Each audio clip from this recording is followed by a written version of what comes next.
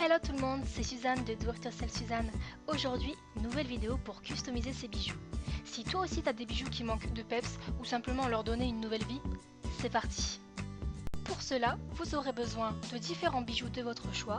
Pour ma part, j'ai choisi une bague, boucle d'oreille et bracelet, ainsi que du vernis à ongles de différentes couleurs.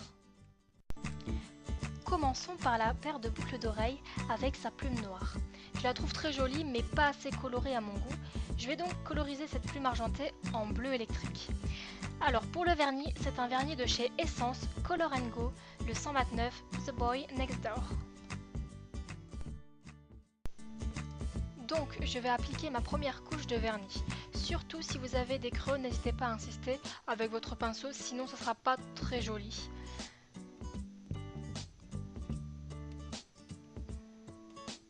Une fois la première couche terminée, je vais laisser sécher à peu près 5 à 10 minutes, grand max. Mais bon, après, chaque vernis est différent et puis vous faites comme vous voulez. Une fois la première couche appliquée, c'est parti pour la deuxième couche. Alors on voit vraiment la différence, c'est bien plus opaque. Vous pouvez rester sur 2 couches comme moi, parce que j'aime bien le résultat. Ou si vous voulez encore plus de couvrance, rajoutez-en une couche.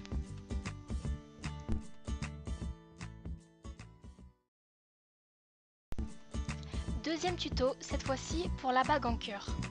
Elle est taillée avec des côtés assez géométriques comme un diamant. J'ai donc choisi un vernis à reflets irisé de chez Aiko, le pastel, qui n'est malheureusement plus commercialisé. Comme pour le premier tuto, j'ai appliqué une couche, puis la deuxième, et j'ai laissé entre deux laisser sécher 5 à 10 minutes. Pour information, la bague venait d'H&M.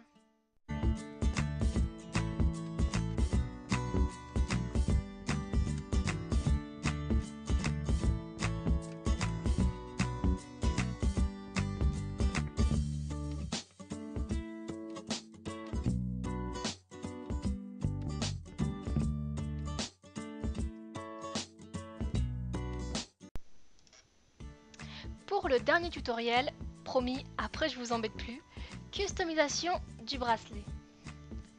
Alors celui-là, je l'ai depuis très longtemps, il commence à s'user, donc je me suis dit pourquoi pas lui donner un nouveau style. J'ai décidé de prendre un vernis mauve de chez Catrice, le 58 The One Hand Only. Il se marie très bien avec le rose.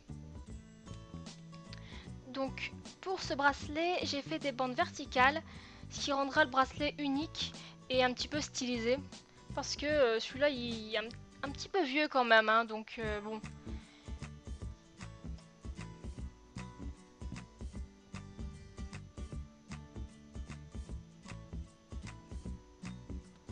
Surtout n'hésitez pas à styliser vos bracelets en faisant des petits pois, des bandes verticales ou horizontales, c'est à vous de décider, moi je vous donne que les bases, vous pouvez faire plein de choses.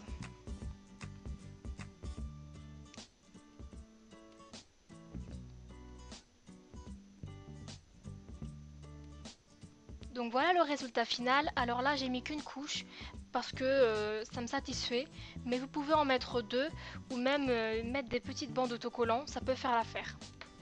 J'espère que ce tuto vous aura plu. Je vous dis à très vite pour une nouvelle vidéo. Bisous.